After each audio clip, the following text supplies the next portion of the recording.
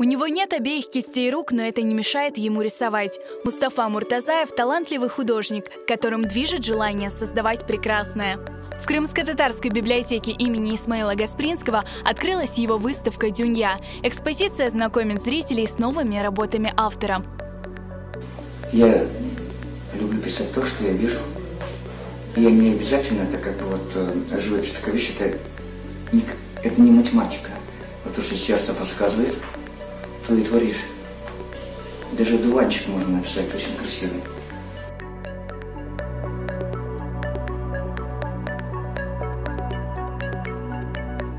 Творить вот эту красоту и показывать вот эту красоту и добро. Библиотека даже наполняется вот этим вдохновением. Вот. И я хочу сказать, что Мустафа не останавливается на своем. Я знаю, у него еще много работ будет прекрасных. И я думаю, настанет такой день, когда его вот эти прекрасные работы, прекрасное творение, добро и красота раскроют большие залы. Художественные залы, где он вполне покажет свою выставку и, конечно, будет сопровождаться его прекрасным голосом. «Дюнья» – это уже третья персональная выставка Мустафы Муртазаева. Она будет экспонироваться в библиотеке имени Гаспринского в течение 2 месяцев.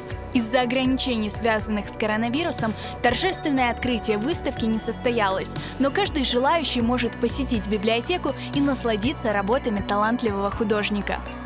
Мы открылись, мы вас ждем, уважаемые посетители, и вас ждет очень много интересного.